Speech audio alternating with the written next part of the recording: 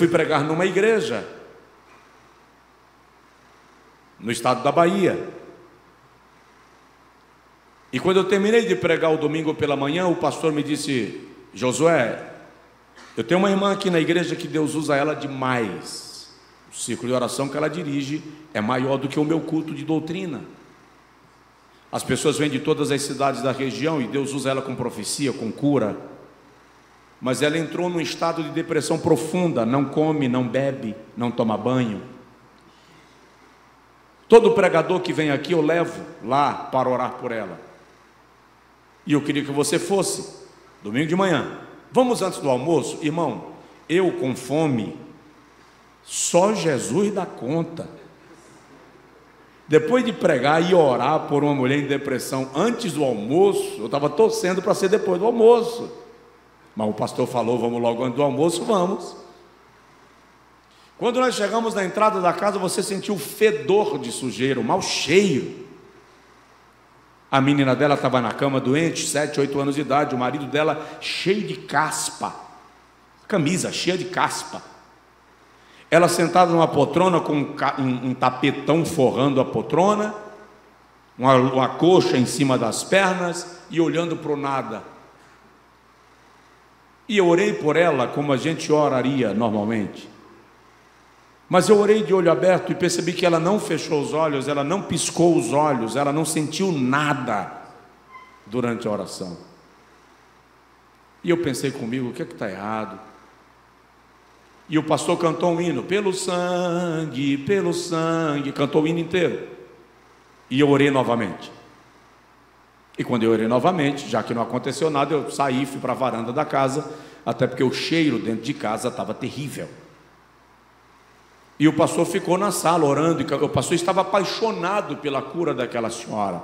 Ele, como um pastor cuidadoso, zeloso, queria a cura daquela irmã, e ele continuou orando na casa, estendendo as mãos. E enquanto eu estava lá na varanda, caiu sobre mim algo que o céu me trouxe, muito forte. E quando caiu sobre mim, o Senhor me disse: eu nunca a usei. E eu entendi o que o Senhor, o todo veio. Eu só ouvi essa fala, mas a compreensão do todo veio. E eu entrei na sala e pedi ao pastor: espera um pouquinho, pastor. Minha irmã, o Senhor acabou de falar comigo que Ele nunca usou a senhora. A senhora era usada por uma entidade maligna. Quando eu disse isso, os olhos encheram de lágrimas e gotejaram. E eu disse a ela: agora a senhora fala o que foi que aconteceu. E ela disse: eu queria muito ser usada por Deus, mas eu não estava disposta a consagrar minha vida, dedicar minha vida à oração, ao estudo da palavra.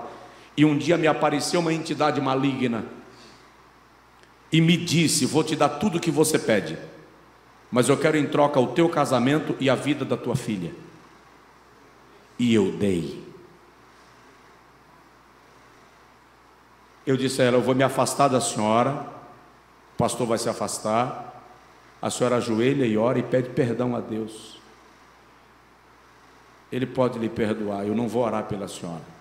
Esse assunto é entre a senhora e o Espírito Santo. Se Ele lhe liberar, quem sou eu para questionar? E me afastei mesmo.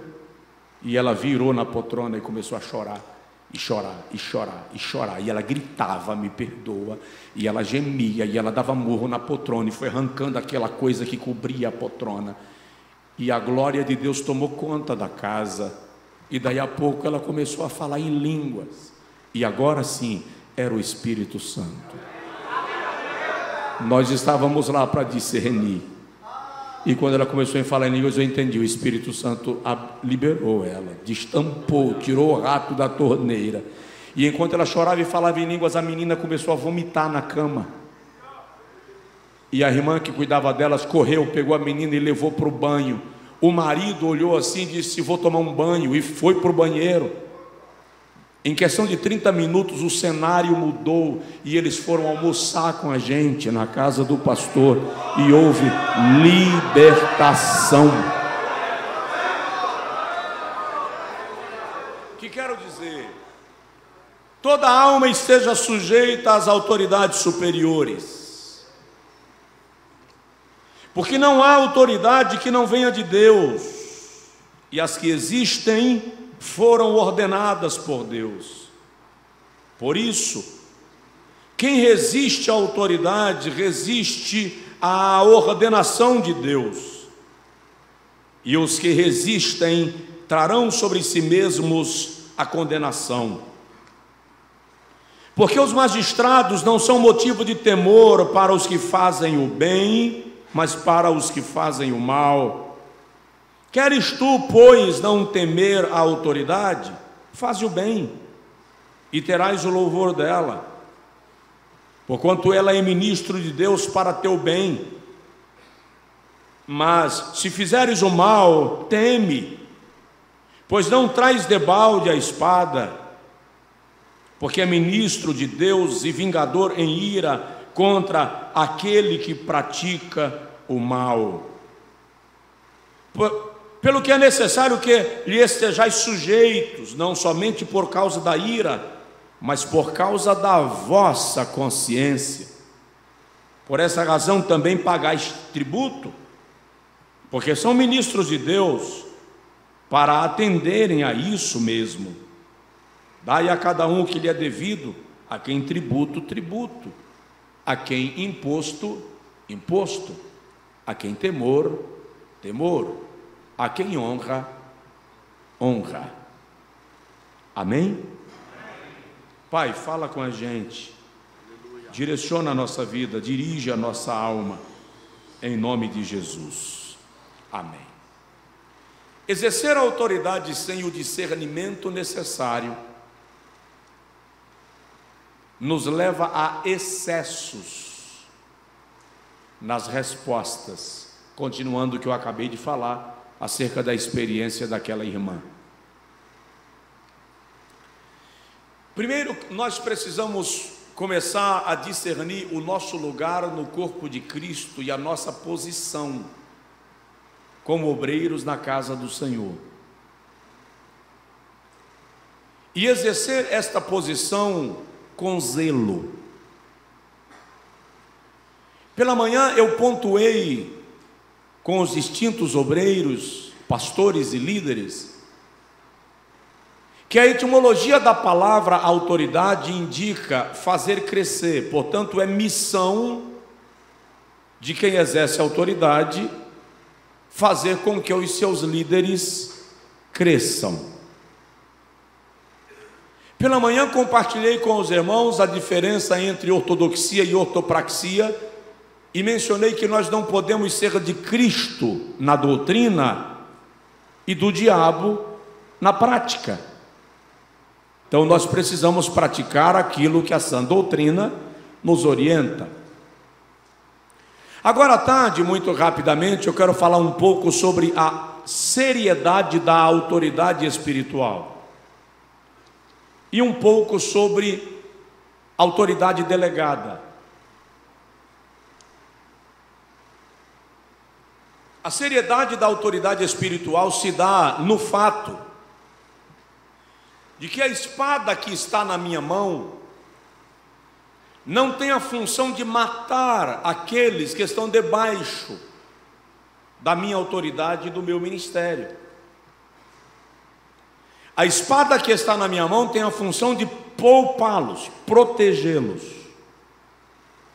E é preciso lembrar que a espada que matou a Saul não foi a espada de Davi,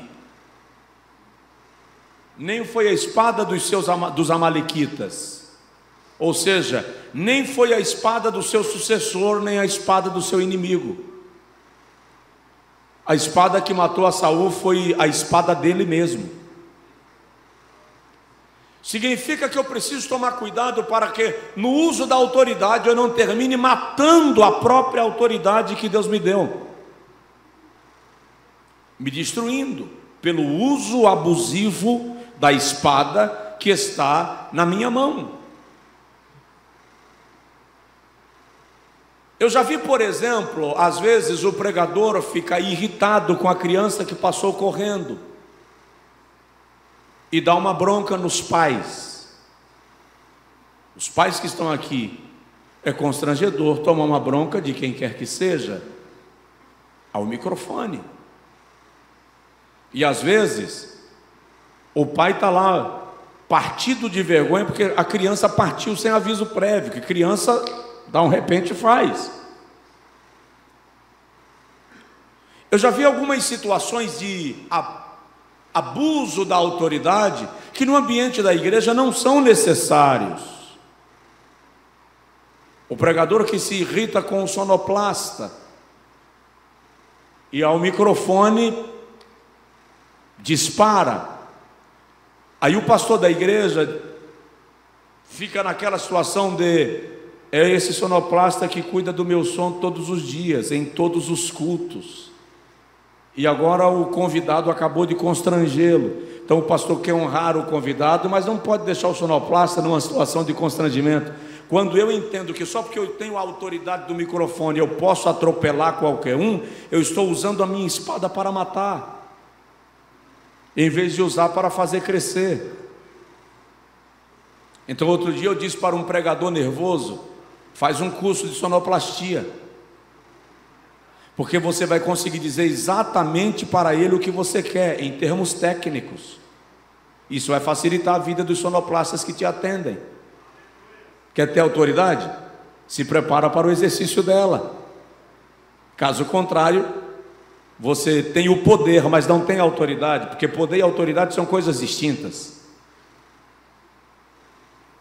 Se nós não colocarmos isto na balança, nós acabamos destruindo a nossa própria vida, porque a autoridade espiritual é algo muito sério. Eu estive numa grande reunião ministerial essa semana do nosso país. O presidente daquela convenção disse que numa daquelas convenções ele chamou um pastor de campo e disse: meu amigo, Deus falou comigo que o seu tempo naquele campo terminou, e eu gostaria que você analisasse. Eu tenho um convite de mudança para você. E ele disse que o pastor falou assim: pastor, presidente, o senhor deixa eu ir para casa, conversar com a minha esposa e orar sobre o assunto? Ele disse: deixa, pode ir. E ele disse que quando aquele obreiro saiu da sala dele, na sala de espera tinha alguns pastores, e aquele obreiro falou assim: pastor fulano está querendo me tirar do campo, me mandar para outro lugar. Sabe quando é que eu saio de lá? Só assim, ó. E foi embora para o almoço, para voltar à tarde para a segunda reunião. Na volta para a segunda reunião aconteceu um acidente, e ele morreu, e com ele, lamentavelmente, mais 3. Brincar com a autoridade espiritual é muito sério. É preciso levar muito a sério isto. Agora, eu não posso achar que a autoridade espiritual é única e exclusiva daquele que exerce a credencial do ministério. Eu disse pela manhã que cada pessoa exerce a autoridade num nível espiritual. Nós temos aqui pastores de cabeleira branca, que servem ao Senhor com sua mais absoluta simplicidade há dezenas de anos. Não, ele não frequentou uma escola teológica, ele não foi numa faculdade, mas ele conhece a cozinha da intimidade com Deus. É preciso valorizar e respeitar a autoridade espiritual que esse cidadão do céu tem pela relação de intimidade com Deus. E às vezes eu acho que porque eu adquiri titularidades aqui, aquele pastor simples, lá da roça, não tem autoridade espiritual. Se engana. Se engana. É preciso tomar muito zelo com isso. É muito sério. Eu falei pela manhã com os irmãos que a autoridade direta, que é a autoridade de Deus, ele é a fonte da autoridade como autoridade delegada. Ou seja, abaixo de Deus toda a autoridade é delegada. O mais incrível é que Deus poderia agir sozinho no universo, com a mesma autoridade que Ele disse à criação: funciona sob essas leis. Ele poderia fazer toda a sua obra funcionar debaixo das suas leis. Com a autoridade que Ele disse: haja, e houve, faça, e se fez. Ele poderia ter regado o Éden e guardado o Éden, mas Ele chama a Adão e diz: guarda, e rega, e lavra, planta, colhe. Porque Deus decidiu compartilhar o exercício da sua autoridade com o homem. Então nós temos autoridade delegada. Lá na parábola dos lavradores maus, em Lucas 20, Jesus dá uma clara visão do conceito de autoridade delegada, quando ele diz que um senhor mandou os seus servos buscarem os convidados para as bodas do seu filho, e os convidados mataram os seus servos, e ele enviou outros ainda mais importantes, e os convidados mataram também a estes. Jesus está falando dos patriarcas e dos profetas. Então ele enviou seu próprio filho, dizendo: vinde às bodas, chegou a data do meu casamento, e eles pegaram seu filho também e o mataram.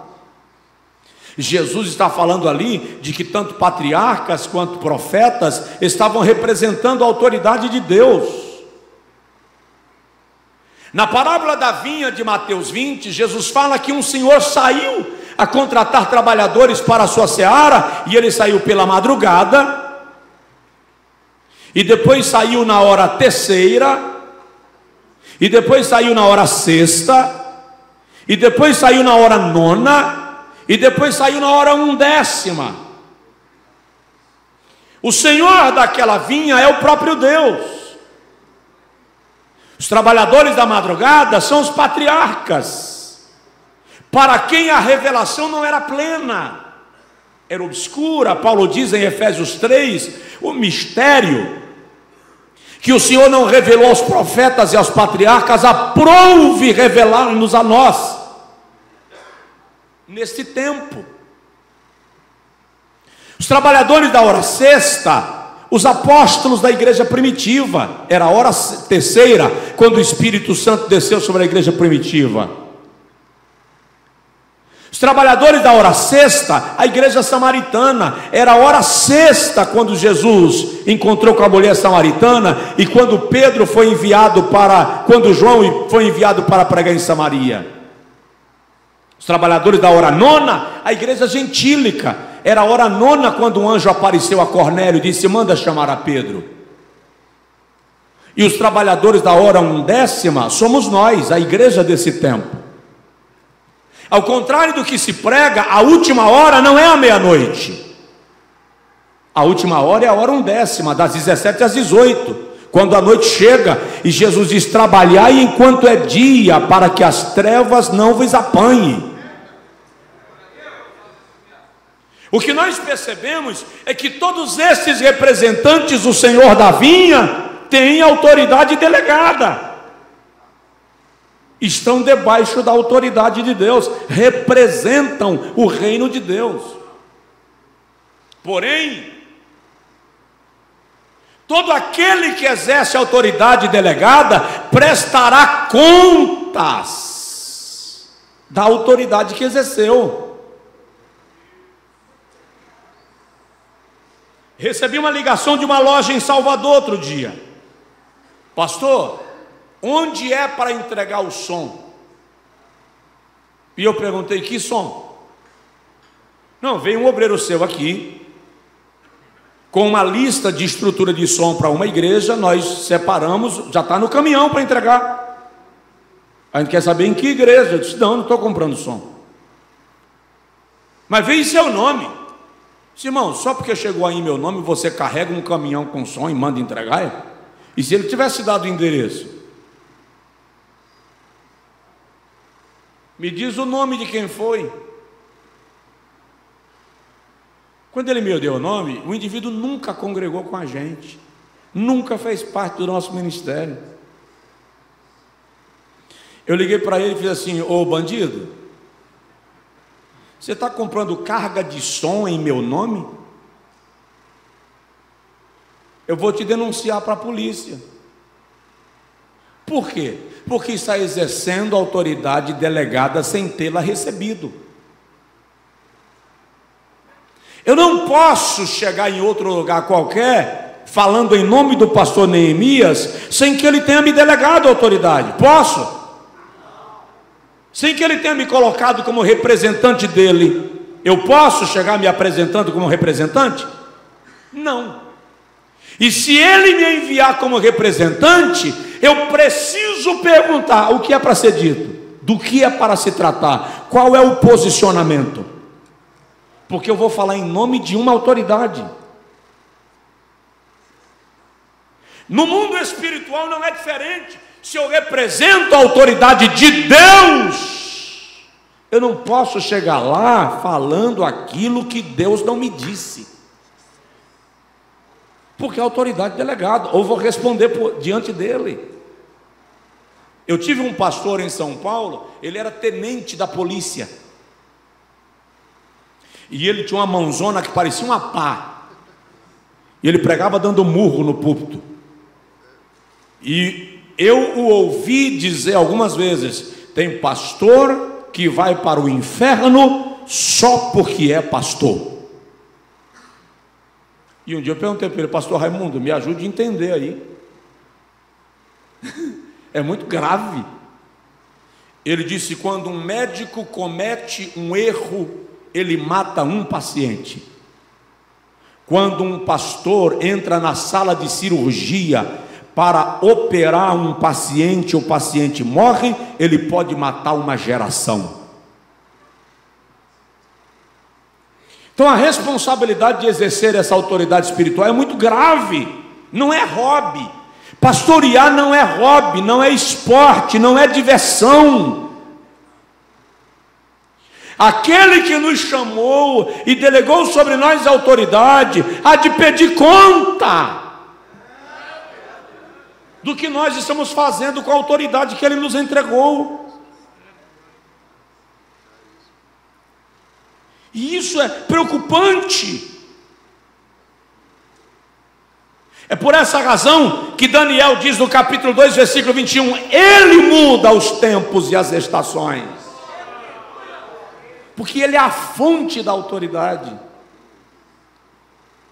Agora, quando chegamos no Novo Testamento,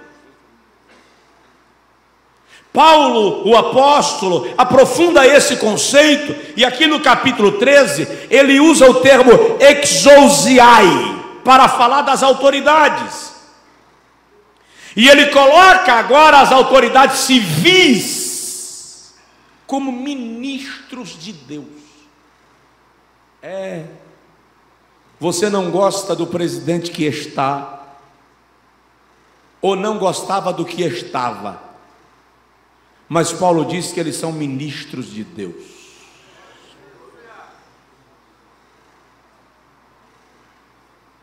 E lembre-se, esqueça a figura do homem. Nós estamos falando de autoridade. Então a autoridade não é a figura de um homem, é o que está sobre ele, é o que ele representa. Paulo diz que são ministros de Deus. Isso significa que quando nós honramos as autoridades, estamos cumprindo um mandamento do céu, uma ordem divina, uma determinação do Espírito Santo. Tito capítulo 3, versículo de número 1, o apóstolo Paulo diz assim: adverte-lhes que sejam sujeitos aos governadores e autoridades, que sejam obedientes e estejam preparados para toda boa obra. Ou seja, o que Paulo está dizendo é que nós somos restritos na submissão ou na obediência quando a obra é má, mas quando se trata de uma boa obra, nós devemos obedecê-los. Primeira carta de Pedro, capítulo 3, versículo de número 13 até o versículo 17, Pedro diz: ora, quem é o que vos fará mal, se fordes zelosos do bem? Mas também, se padecerdes por amor da justiça, bem-aventurados sereis. E não temais as suas ameaças, nem vos turbeis, antes santificai os vossos corações a Cristo como o Senhor, e estais sempre preparados para responder com mansidão e temor todo aquele que vos arguir acerca da razão da fé que há em vós, tendo uma boa consciência, para que naquilo em que falam mal de vós fiquem confundidos os que vituperam o vosso bom procedimento em Cristo. Porque melhor é sofrer desfazendo o bem, se a vontade de Deus assim o quer, do que fazendo o mal. Tem um cântico que diz assim: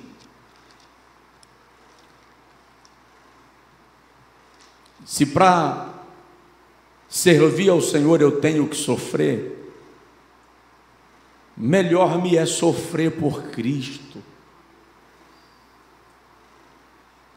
Nós precisamos, no exercício da autoridade, ou no ensino da autoridade, ensinar a igreja sobre esse princípio. Eu recebi um pastor norte-americano lá na nossa igreja em Feira de Santana, quando George W. Bush era o presidente dos Estados Unidos e estava passando fogo no Iraque.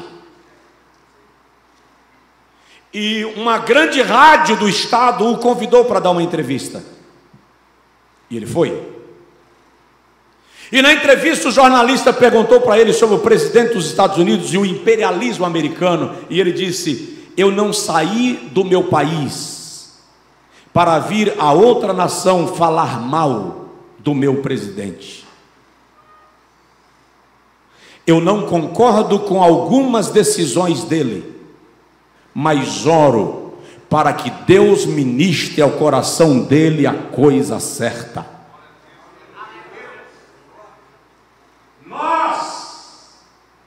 Nós achamos que opinar do ponto de vista político, social e econômico é quebrar o princípio da honra àqueles que estão em posição de autoridade.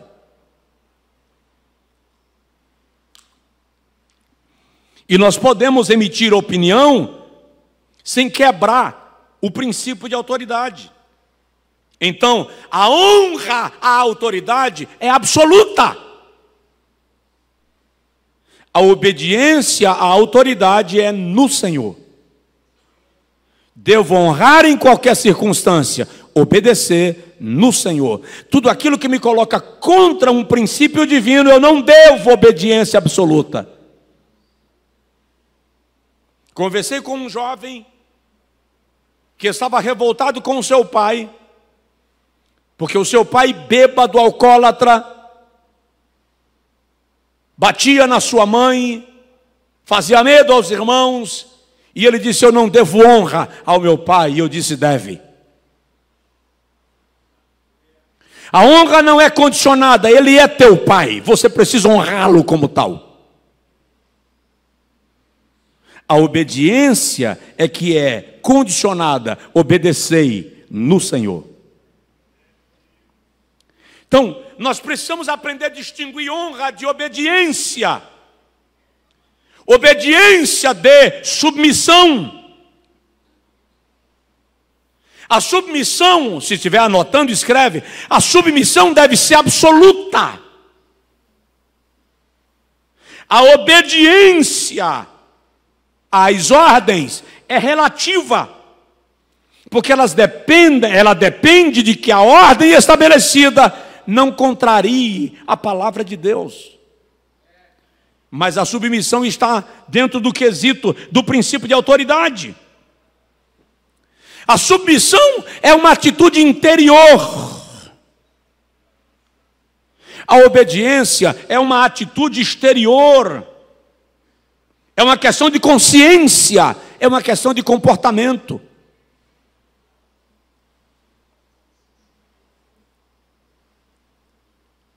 A obediência, a submissão envolve atitude.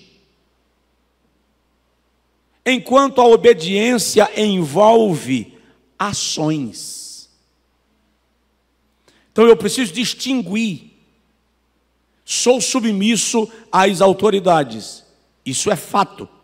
A obediência é no Senhor. Eu, sobretudo, disse Pedro em Atos 5:29, mais importa obedecer a Deus do que aos homens. Amém? Tudo bem aí? Pastor Neemias saiu, né? Eu não vi a hora que eu comecei a pregar, não, pastor. Eu lembro que ele me mandou ir até alguma coisa e 40, mas eu não sei se foi até 16:40 ou 15:40. Ah, ok, obrigado, pastor, obrigado. Então, não estou invadindo ainda e espero não invadir.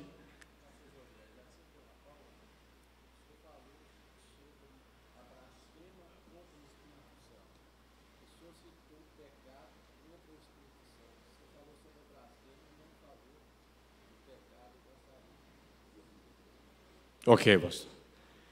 No fechamento. Então veja, quando eu compreendo que eu devo submissão de forma incondicional à autoridade, mas obediência condicionada à obediência de Cristo, eu entendo a simplificação da honra e do reconhecimento às autoridades e ao princípio de autoridade. Agora vamos compreender uma coisa: Deus, que pode governar o mundo sozinho, delegou a autoridade. Olha só, ele do nada disse haja, e houve. Do nada ele disse faça, e se fez. Do barro ele forma o homem, da costela ele forma a mulher. Aí depois ele chega para Adão e diz assim: dá nome aos animais. Ora, o que era mais fácil? Dar nome ou criar? Claro que dar nome é mais fácil. Se o senhor já criou, por que o senhor mesmo não dá nome? Porque eu quero que você participe daquilo que eu estou estabelecendo. Porque você vai dominar, porque você vai gerenciar, porque você vai conduzir os processos. Isso é autoridade delegada. E no exercício da autoridade delegada, é importante lembrar que Deus deu autoridades em cada ambiente da sociedade onde nós vivemos. E aí onde eu digo, é preciso aprender a respeitar esses ambientes. E eu disse aos irmãos pela manhã do estacionamento da farmácia. Custava aquele camarada deixar eu estacionar meu carro 5 minutos, só para eu ir cadastrar uma senha? Não, não custava. Mas ele disse, não posso. E eu poderia bancar o poderoso e dizer para ele, já botei o carro, se vire, vá lá tirar. Mas eu estaria respeitando a autoridade dele? Eu estaria me comportando bem para a autoridade que eu represento? Fui lá e tirei o carro. Por quê? Porque ele estava exercendo autoridade sobre mim. Naquele ambiente, a maior autoridade era ele. E provavelmente ele estava debaixo da autoridade de alguém que estabeleceu sobre ele as regras. Quando eu desrespeito a autoridade desse rapaz, eu estou quebrando uma outra autoridade que está sobre ele. E aí eu quebro o ciclo da autoridade. Um pastor chegou no estacionamento da nossa igreja e foi empurrando o cone com o carro. O segurança disse, pastor, não é para entrar carro por aqui, porque o evento de crianças vai ser aqui. Entra pelo estacionamento do fundo. Ele fez assim, Josué Brandão entra, por que eu não entro? Mas o que foi triste para ele é que Josué Brandão estava em pé, atrás do carro. Aí eu cheguei e disse assim, quando você quiser ter a autoridade que Josué Brandão tem, faça o que ele faz. Você me viu discutindo com segurança?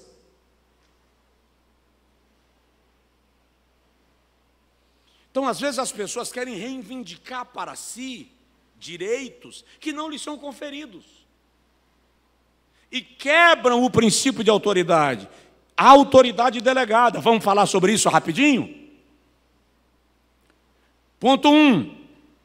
Reconhecendo a autoridade no governo. Nós vivemos sob um sistema de governo. Nós concordamos com tudo que eles fazem? Absolutamente. De jeito nenhum. Até porque tem umas bizarrices que só caberia em algum outro planeta sem habitante. Mas Paulo diz que a autoridade foi constituída por Deus. Romanos 13:1. Paulo não está dizendo que fulano foi instituído por Deus, mas a autoridade que ele representa foi instituída por Deus. Entende? É por essa razão que nós devemos entender Romanos 13:4, quando Paulo diz, eles são ministros de Deus, para o exercício da autoridade. Deus deu a Adão domínio sobre a terra. Daniel olha para Nabucodonosor e diz, o Senhor te estabeleceu sobre os povos. Natã olha para Davi, em 2 Samuel 12, e diz, o Senhor te deu o reino daquele que te perseguia, e se te fosse pouco, ele ainda te daria mais. Porque é Deus quem estabelece comando. Depois do dilúvio, Deus dá a Noé poder para dominar sobre a criação, sobre a criatura, sobre a raça. E o Senhor diz, lá em Gênesis 9:6, se alguém derramar sangue, seu sangue será derramado. É a autoridade sendo estabelecida, é a espada sendo estabelecida para que o governo tenha ordem e tenha regra. E é interessante que Jesus, quem é Jesus? Dê um título a ele. O Rei dos Reis? O Filho de Deus. Quem é Deus? O Criador, então o Filho do Criador. O Príncipe da Paz. O Senhor dos Senhores. Ele olha para Pilatos e diz, você só está me julgando porque meu pai te deu autoridade para isso. Jesus se submete às autoridades. Ele poderia contestá-las quando ele foi cobrado de pagar o imposto. Por quê? Porque Jesus é da família de Davi. E Saul emitiu um decreto dizendo, aquele que derrotar o gigante, a sua família será livre de pagar imposto. Jesus tinha direito de dizer, eu não pago imposto, sou da casa de Davi.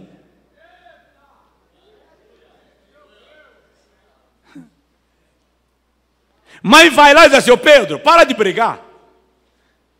Vai no mar, lança um anzol, e o peixe que te vier tem uma moeda, paga o teu e o meu. Está dando lição, está dando aula, está ensinando. Jesus está ensinando que eu não devo desrespeitar a autoridade no campo que ele exercita a sua autoridade. Eu saí do culto um dia desse, e pega uma blitz, e o policial, o senhor se importa em soprar no bafômetro? Bonito agora, eu estou saindo do culto, o senhor quer que eu faça um teste para saber se eu estou alcoolizado? Aí ele disse, o senhor se importaria? Eu disse, não. Sou pastor, eu não bebo, não vou soprar em bafômetro. Se você não bebe, qual é o problema de soprar no bafômetro?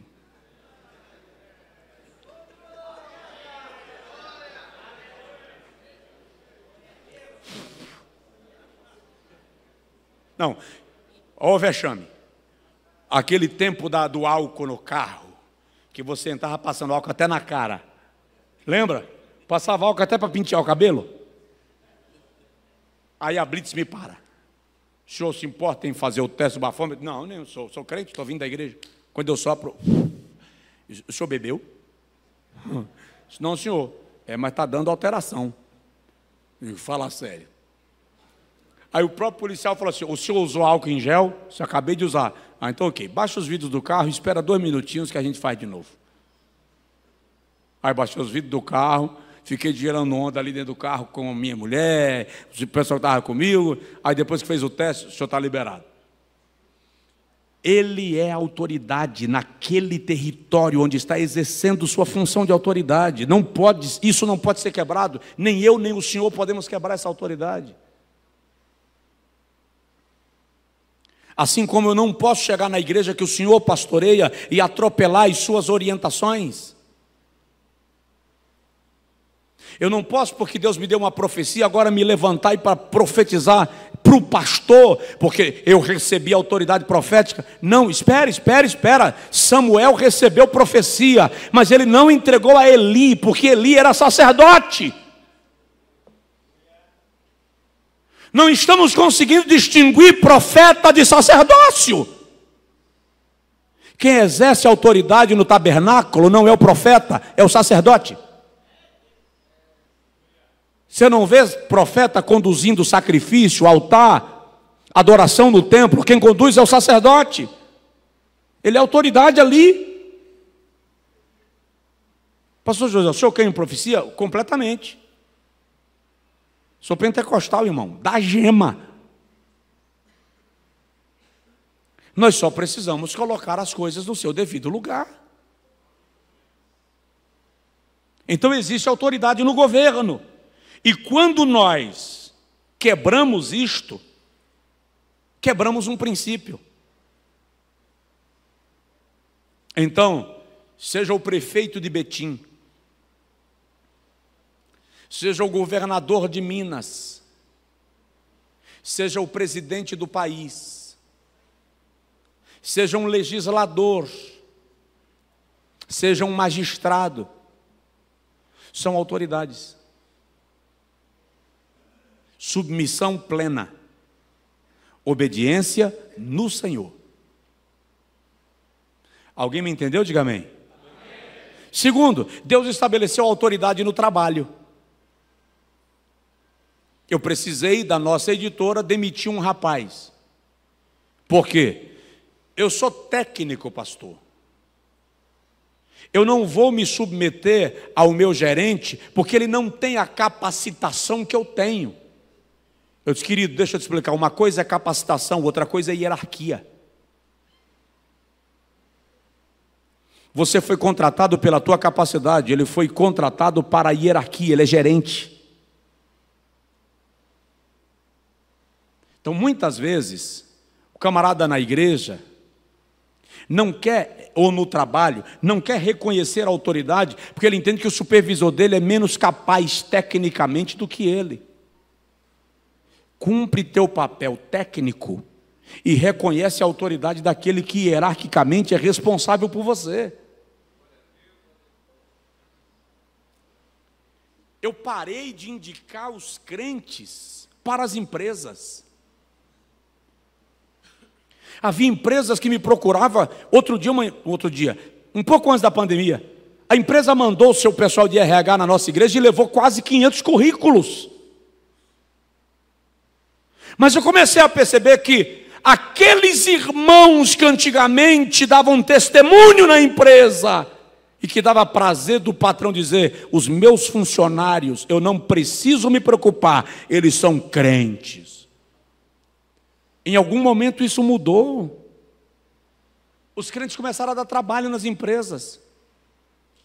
Não respeita o supervisor, não respeita o gerente, não respeita o patrão, não cumpre horário de trabalho, não cumpre regras. Paulo diz aos Efésios, no capítulo 6, versículos 5 a 9, que nós devemos servir aos nossos patrões como servindo a Cristo, não por vista, Não porque o supervisor está no pé, mas porque eu sei qual é a minha missão, eu sei qual é o meu papel. Ainda tem aqueles que são preguiçosos, e aí diz que tem chamada. Está pensando que ministério é para quem não quer fazer nada.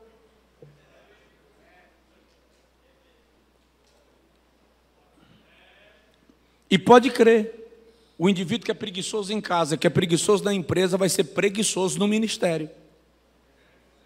Só vai dar dor de cabeça, irmão. Não produz. Deus não chama a gente irresponsável para o ministério. E não estou magoando ninguém, pelo amor de Deus. Mas se falar de preguiçoso te magoa, isso te revela. Não é verdade? Se falar do preguiçoso te ofende, isso te revela. Camarada chegou na minha casa, meio-dia, pastor, faltou o gás lá em casa. Graças a Deus que o almoço já estava pronto. Eu falei com ele, é milagre? Porque na minha casa o gás não espera o almoço ficar pronto para acabar. Eu não sei na casa dos senhores, mas lá em casa é uma agonia. Naquele dia da fome, que você não vê a hora do almoço chegar, o gás acabou. Ai, irmão, o pecado da murmuração vem na ponta da língua. O dele não, o almoço estava pronto. Simão, vou te dar o dinheiro do gás. E à noite, irmão, vai para o culto? Vou, pastor. Traga teu currículo. Nós temos alguns irmãos da igreja que são gerentes, empresários. Vamos ver se a gente consegue um emprego para o senhor. Ele fez assim: se o senhor quiser arrumar um emprego para minha esposa, o senhor pode arrumar. Porque eu vou permanecer na prova, esperando o tempo de Deus.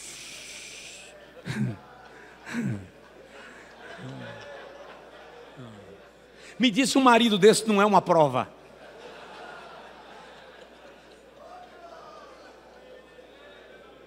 Essa mulher não vigiou.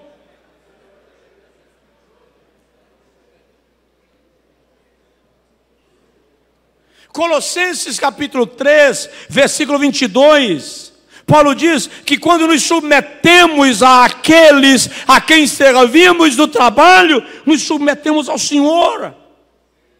Deus é glorificado nisto. Quanto aos patrões, Paulo diz e admoesta que eles devem liderar não por força, nem pela violência, não como exploradores, não aqueles que governam pela vara, ou aqueles que são obedecidos pelo medo, ou como quem explora dos seus trabalhadores, mas honrá-los e reconhecê-los como fazem jus àqueles que são fiéis em servir a Cristo. Efésios 6, 9, Colossenses 4, 1. Então, quem de nós aqui é patrão? Não precisa levantar a mão se não quiser. O senhor é patrão? Trate os seus colaboradores e funcionários com honra. Porque exercer a autoridade, desonrando quem está debaixo da sua autoridade, compromete a autoridade que o senhor exerce. Não queira que eles tenham medo porque o senhor chegou. Preste atenção nisso. Eu não quero que a minha casa tenha medo de mim porque eu cheguei. Eu não quero que a igreja que eu sou pastor tenha medo porque eu cheguei. Pastor chegou, misericórdia, sangue de Jesus tem poder. Os músicos não podem tremer porque eu cheguei. Os meus pastores e diáconos não podem ter medo quando eu chego. Pelo contrário, a sensação tem que ser: papai chegou, meu pai chegou, meu pastor chegou, meu patrão chegou. O contrário disso não é autoridade, é autoritarismo. Aqueles que governam pela força, logo terão seu braço quebrado. Ouça o que eu estou dizendo. Aqueles que governam pela força, logo terão o seu braço quebrado.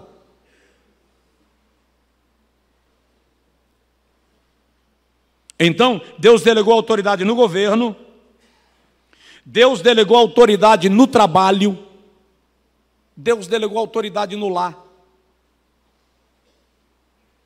E detalhe, e no lar, a autoridade é muito bem construída. Marido é cabeça, esposa é coroa, os filhos são rebentos. Fui convidado para um almoço com algumas autoridades, e quando eu cheguei lá, tinha uma advogada que é uma ativista do feminismo. E ela disse: odeio Bíblia. Eu ouvi, fingi que não foi comigo. Ela disse: não gosto de pastores. Só tinha eu de pastor na mesa. Fingi que não era para mim. Aí ela olhou para mim e falou assim: a sua Bíblia é machista. Agora foi comigo, ela dirigiu a mim. E eu falei com ela: eu lamento lhe dizer que alguém leu a Bíblia para você de cabeça para baixo. A Bíblia não é machista. É sim, eu disse: não é, você está enganada. Machista era a cultura grega que você defende. A cultura grega dizia que quando o marido morria, a mulher devia ser sepultada viva do lado dele, porque ela era propriedade dele. Machista era a cultura romana, libertina, que você defende, que dizia que a mulher era a personificação do demônio, e os homens se encontravam nos banhos públicos para terem relações sexuais, porque a mulher só servia para a reprodução. Isso é machismo. A minha Bíblia diz que a mulher virtuosa é a coroa do marido. A minha Bíblia diz que o corpo do marido não pertence a ele mesmo, mas à esposa, assim como o corpo da esposa não pertence a ela, mas ao marido. A Bíblia, que você chama de machista, diz que o marido deve amar a sua esposa com o mesmo amor com que Cristo amou a igreja, a ponto de se sacrificar por ela. E ela disse: mas a sua Bíblia diz que o homem é a cabeça da mulher. Eu disse: mas é? Ela está vendo aí? Mas você não entende o que significa ser cabeça? A palavra grega para cabeça que Paulo utiliza é kefale. Me dê licença. Kefale é isso aqui, ó.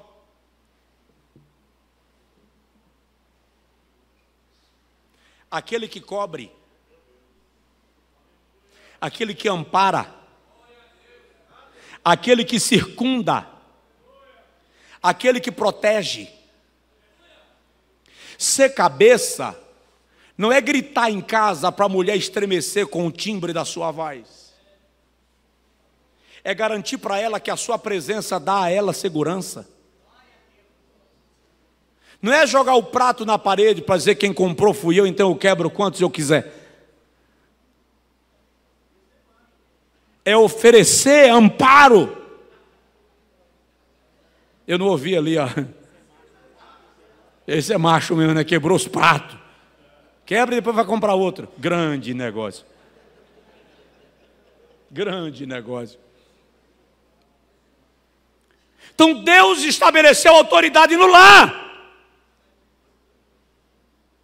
Me desculpem, eu vou falar isso aqui, vou fazer uma oração, que é para eu conseguir sair daqui vivo. Muitos pastores deixaram de ser homens na casa. Deixaram de ser pastores na igreja. É a mulher quem determina. E eu digo para os meus obreiros: amem sua esposa, cuide dela, proteja, bajule, dê flor, suba o Everest carregando piano. Mas não esqueça de ser sacerdote. Não esqueça seu papel. Paulo diz: primeiro foi criado o homem, depois a mulher. Fui numa igreja, num dos nossos campos, com alguns pastores, no meio do culto, o pastor dirigindo o culto, a esposa subiu no púlpito, tomou o microfone, deu uma bronca dele no microfone, disse que ele estava fazendo errado e assumiu a liderança do culto.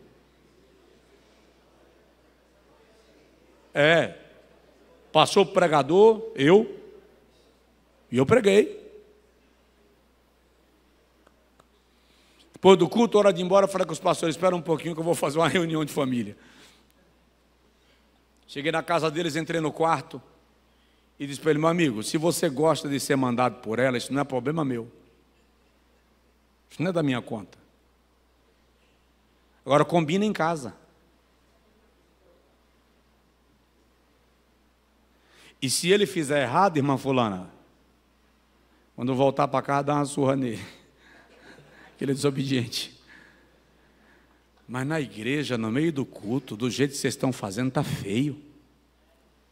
Mostra um casal sem harmonia, sem sincronia, sem princípios.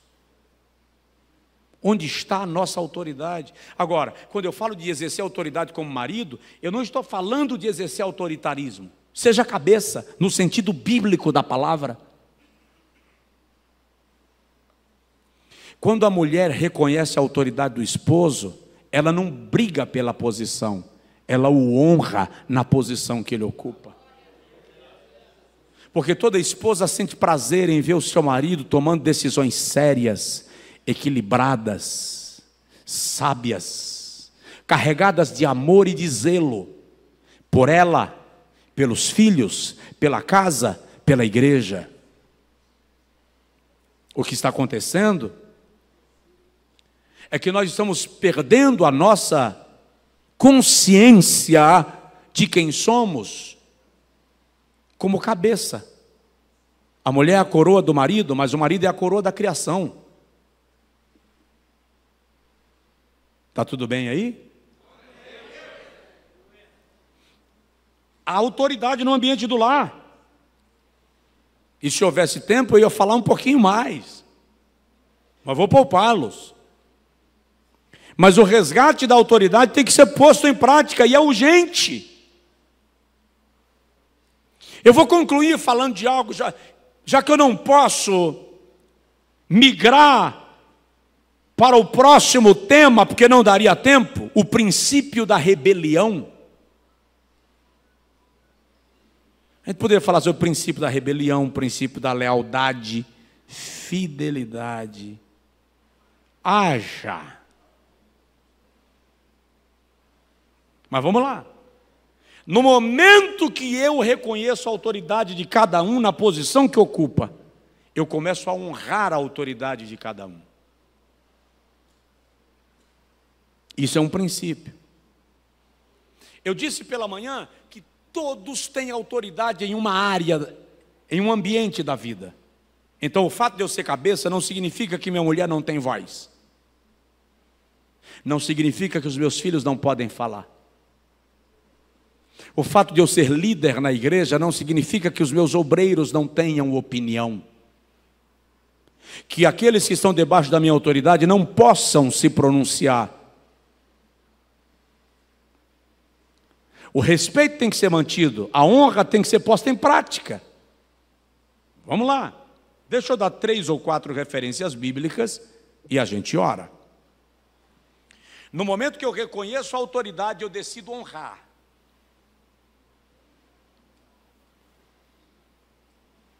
E eu quero lembrar aos irmãos que quando eu só honro quem está acima de mim, não é honra, é bajulação. Quando eu só honro quem está no mesmo nível de autoridade que eu, não é honra, é jogo de interesse. Quando eu só honro quem está abaixo de mim, não é honra, é insegurança. Eu não reconheço que acima de mim tem alguém exercendo autoridade, então eu fico fingindo honra a quem está abaixo de mim na linha de hierarquia e desrespeito quem está acima. Na verdade, eu estou criando apenas uma base para manter a minha posição. Só que quem cria base para manter a posição e não honra os demais, não cresce. Isso é um princípio espiritual. Quando eu decido honrar, eu posso remover esse microfone aqui só um minutinho? sonoplasta vai me ajudar a desprender sem eu forçar o... Quando eu decido honrar, eu preciso reconhecer que essa honra se aplica àqueles que estão, que estão acima da minha autoridade, ou que exercem autoridade sobre mim. Essa honra está ou alcança todos aqueles que estão no mesmo nível que eu e aqueles que estão abaixo de mim. Vamos lá para a Bíblia. Vou citar 2 textos que eu já citei e 2 que eu não citei. Vamos para os que eu já citei, Mateus 10, 41 e 42. Quem recebe um profeta na qualidade de profeta, primeiro nível de autoridade e primeiro nível de honra, recebe galardão de profeta. Quem recebe um justo na qualidade de justo, receberá galardão de justo, segundo nível de autoridade. Quem honra um dos meus pequeninos não ficará sem receber o seu galardão, terceiro nível de autoridade. Então, ele está dizendo, descer, pode, presidente? Quando eu exerço, quando eu honro quem está abaixo da minha linha de autoridade, eu também estou cumprindo e eu tenho obrigação de honrar aqueles que eu considero que estão abaixo da minha linha de autoridade. Me compreendeu? Então eu vou honrar quem está acima de mim em linha de autoridade. O senhor é um anjo. Obrigado. Eu vou honrar quem está acima de mim em linha de autoridade. Eu vou honrar quem está no mesmo nível de autoridade que eu. E vou honrar quem está debaixo da minha autoridade. Profeta, justo e pequenino. Paulo escreve aos Coríntios, primeira carta, capítulo 15, e diz assim: uma é a glória do sol, outra é a glória da lua, e outra é a glória das estrelas. Toda estrela difere em glória de outra estrela, porque cada estrela tem a sua glória. Olha o que Paulo está dizendo. No princípio de autoridade e no princípio de honra, uma é a glória do sol, queira ou não, é ele quem ilumina o dia e fornece luz para a lua. Então é um nível de autoridade, é aquele que recebeu de Deus a autoridade para conduzir um ambiente, um projeto. Outra é a glória da lua, aqueles que estão com ele, refletindo a mesma luz, para que haja luz de dia e de noite. E outra é a glória das estrelas, e toda estrela difere em glória de outra estrela, porque cada estrela tem a sua glória. Ou seja, o fato de eu ser pastor de uma igreja pequena, de uma congregação na comunidade, e você ser pastor de um campo grande que todos têm chamada e gostaria de estar lá, não indica que eu não tenho glória, só significa que a glória que está em mim é diferente da glória que está em ti. Mas você não pode me desrespeitar, porque cada estrela tem a sua glória. E quem deu glória a essa estrela é aquele que é autoridade direta. Isso é um princípio de autoridade e princípio de honra. Então eu devo honrar a todos no nível que o Senhor estabeleceu a cada um. Davi diz assim: ó quão bom e quão suave é que os irmãos vivam em união. É como óleo precioso sobre a cabeça, que desce sobre a barba de Arão, e que desce a orla das suas vestes. Antes de o óleo ser derramado na orla, é derramado na cabeça, desce sobre a barba, que fala de honra, e então desce as vestes. Significa dizer que aquela autoridade que eu decidi honrar vai refletir no óleo que vai descer sobre mim, porque o óleo primeiro é derramado sobre a cabeça. Isso se aplica à família, isso se aplica à empresa, na família. É como óleo precioso sobre a cabeça, o marido que desce sobre a barba, a esposa, a honra, e que desce a orla das vestes, os filhos. Mas é preciso entender que a unção que abençoa caminha dentro do princípio de autoridade e do princípio de honra. Começa na cabeça. No momento que eu não aprendo a honrar a cabeça, eu não recebo a unção que migra de lá para a barba e para a orla das vestes. Quando eu falo bem do meu líder, do meu marido, do meu patrão na frente, mas eu falo mal nas costas, eu estou quebrando o princípio de honra. Não significa que todas as decisões que o meu líder tomar serão acertadas ou certas. Significa que eu posso até me aproximar em dado momento e buscar a oportunidade de pontuar a minha observação, sem perder o princípio de honra. Porque o problema não está em opinar, está em quebrar a linha do respeito.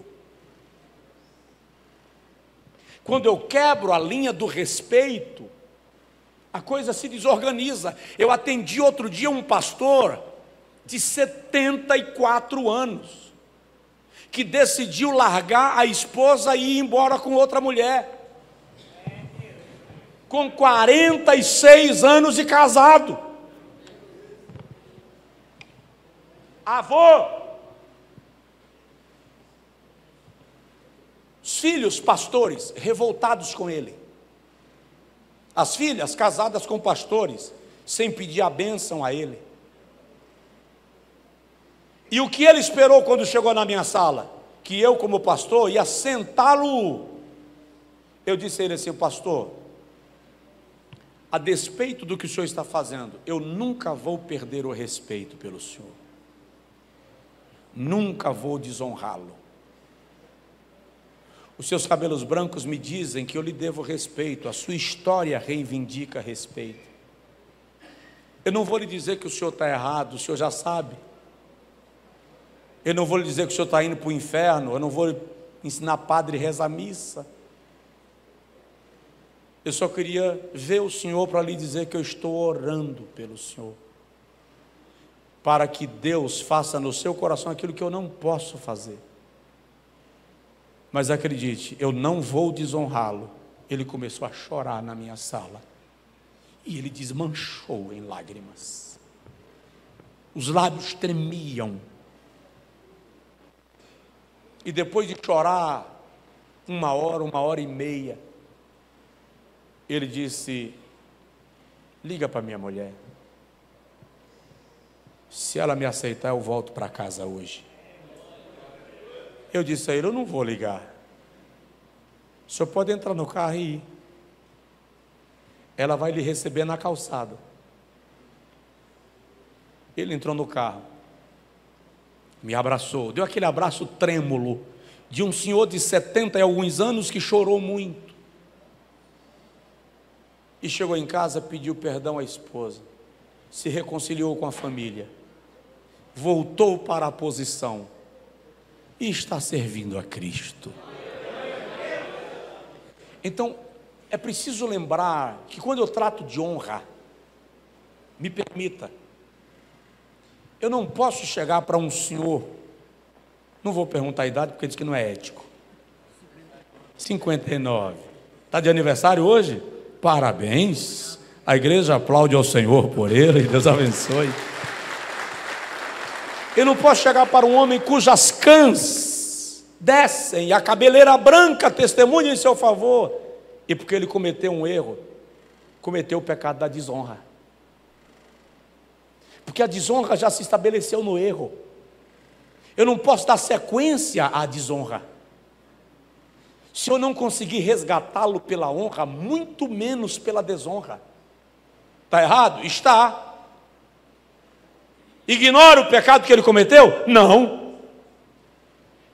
Mas para quem já está na ribanceira, um empurrão ou um puxão?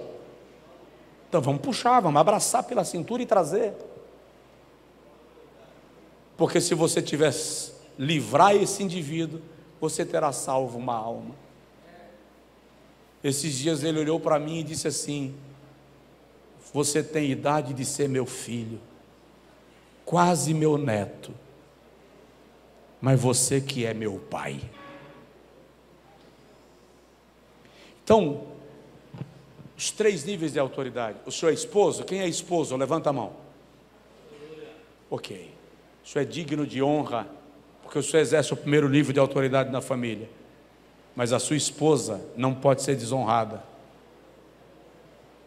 ela também tem autoridade no ambiente que ela atua e no campo de atividade que Deus lhe deu. Estou terminando.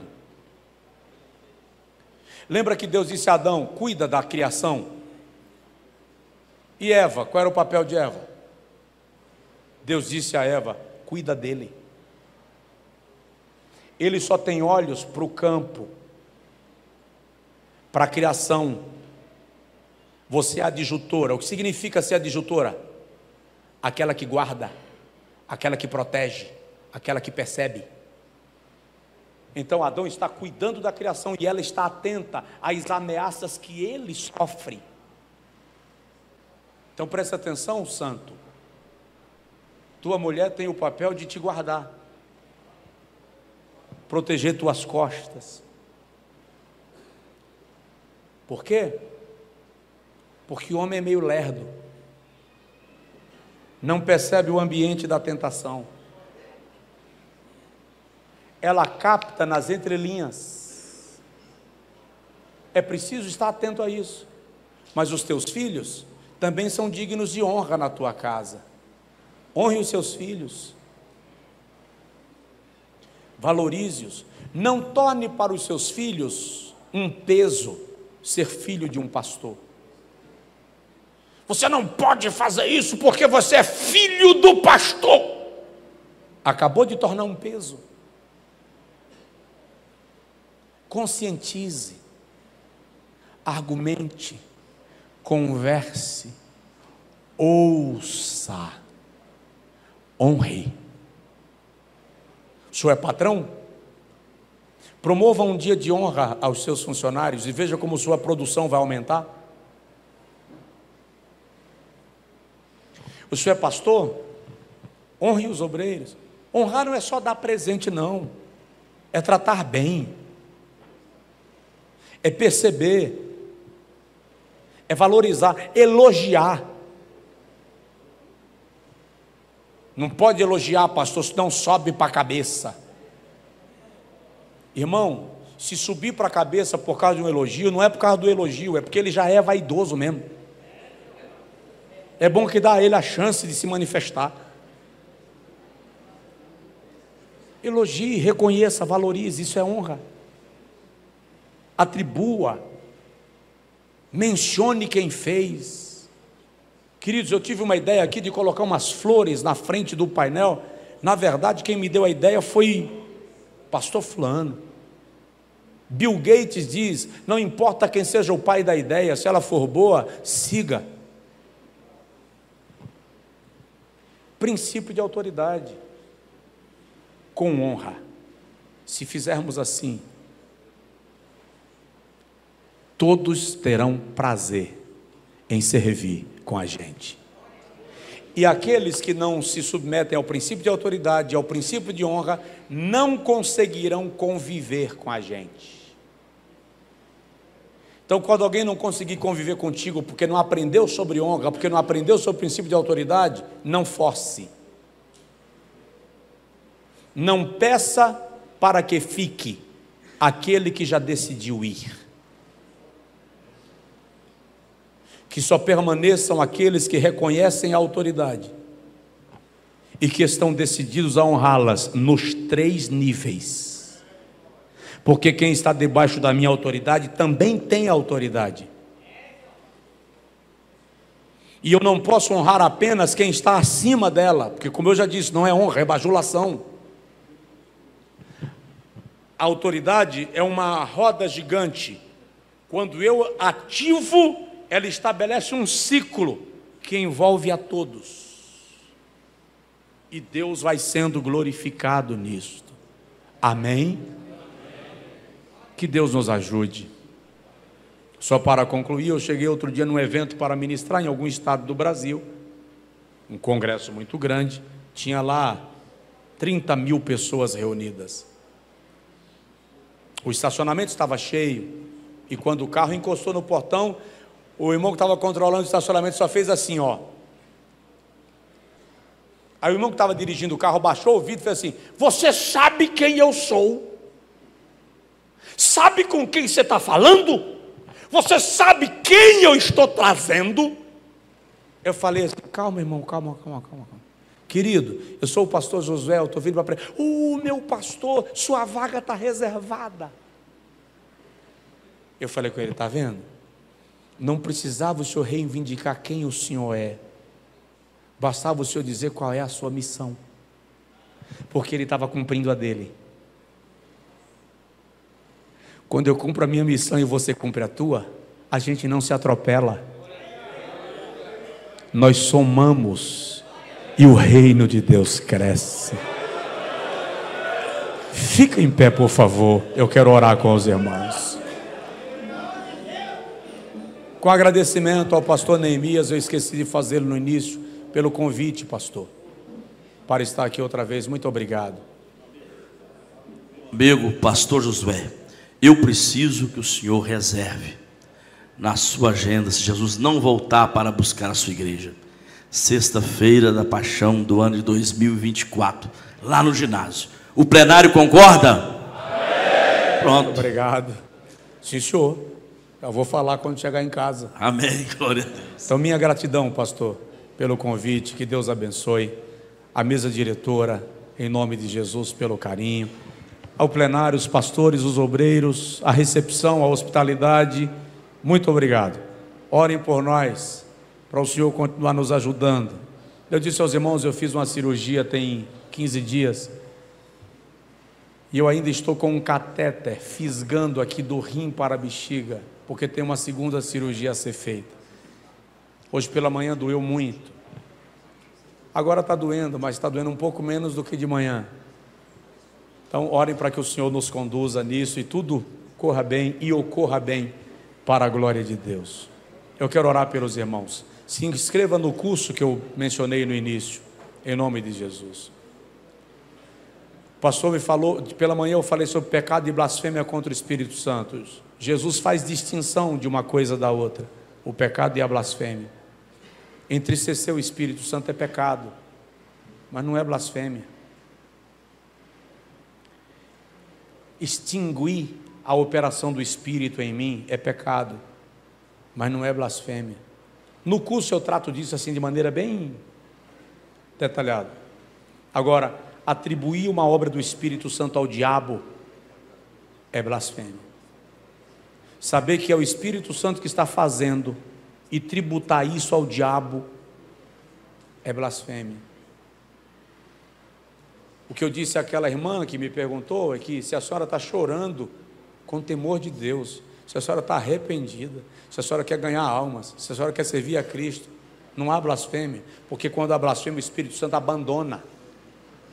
Não há arrependimento em quem blasfema contra o Espírito Santo. Por quê? Porque quem opera em nós o arrependimento é o Espírito Santo. Arrependimento não é mérito nosso, é mérito do Espírito. Amém? Eu quero orar com os senhores. Pastor, deixa eu fazer um alerta importante. O número de sequestros de crianças no Brasil aumentou consideravelmente. Estou dizendo isso para os irmãos orientarem os pais da igreja onde o irmão serve. E o principal foco são aeroportos, parques, igrejas. A gente se sente tão em casa na igreja que os nossos filhos correm, descem, saem sozinhos, voltam. Eu tenho orientado sempre os pais. Quando termina o culto, antes da oração final, eu digo aos pais: traga seu filho para perto.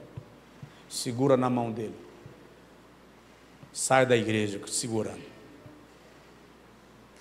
E se eu tiver um mecanismo para controlar a saída da igreja, e uma criança só sair depois que a pessoa que estiver levando provar que é pai, eu quero utilizar desse mecanismo. O nosso adversário está agindo de maneira escandalosa contra as nossas crianças no Brasil. E a igreja tem que acender a lanterna, porque isso também é autoridade. E qualquer pai e mãe vai ficar muito feliz com qualquer posição que o irmão tomar em defesa dos seus filhos. Então alerte a igreja, pede para ficar atento e muito cuidadosa. Na cidade pequena não tem isso, acabou isso, irmão. Não tem mais esse negócio de cidade pequena, não tem mais. O mal está por toda parte.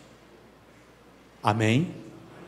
Eu quero orar agora e quero aproveitar para a gente levantar um clamor pelos nossos filhos, a nossa descendência.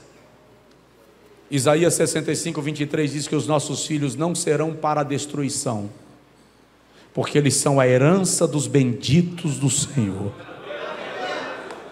Então clama agora, ora pelo companheiro de ministério do seu lado, mas levanta um clamor pelos filhos agora. Pai, muito obrigado por essa tarde, pelo privilégio que o Senhor me deu de servir a esta igreja, a esta obra e a esta convenção.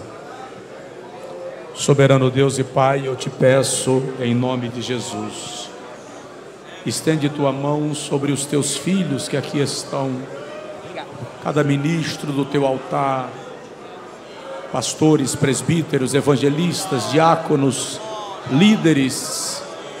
Cobre os teus servos com a tua misericórdia, Senhor. Oh, Amadagastuira, Bagai, Lossuraman. Que no exercício da autoridade espiritual nós valorizemos aqueles que nos lideram e honremos aqueles que o Senhor estabeleceu como líderes sobre nós. Mas também, Senhor, valorizemos e honremos aqueles que estão debaixo da nossa autoridade, seja na igreja, seja na família, seja na empresa, seja na rua, na vivência do dia a dia. Ao mesmo tempo, Senhor, nós pedimos, abençoa os nossos filhos, abençoa os filhos dos pastores da tua igreja, dos obreiros da tua igreja. Guarda os nossos filhos e os nossos netos. Guarda, Senhor, as crianças do nosso país. Guarda os adolescentes do nosso país. Nós abençoamos a nossa descendência e declaramos o milagre e a proteção de Deus sobre eles, em nome de Jesus. Os pastores do plenário, por gentileza, estende as mãos em direção à diretoria da convenção e ora por eles, ministra sobre eles. Pode orar. Ore e diga: Senhor, abençoa os meus pastores, abençoa os nossos líderes, Senhor, que eles tomem decisões na frente desta convenção, guiados pelo Espírito Santo. Que o Senhor lhes ensine a exercer a autoridade que lhes foi delegada, em nome de Jesus. Guarda as suas respectivas famílias para a glória de Deus. Agora, pastores, diretores, por gentileza, estende as mãos sobre eles e abençoa esses obreiros que estão debaixo da vossa autoridade. Os pastores ministram. A palavra do seu pastor lhe abençoando, lhe abre caminhos. Libera unção sobre a sua vida. Em nome de Jesus Cristo, recebe, recebe, recebe. Se Cristo comigo vai. Pastor Neemias. Eu irei e não temerei, com gozo irei. Comigo vai, é grato servir a Jesus, levar a cruz. Se Cristo comigo vai, eu irei. Amém, irmãos?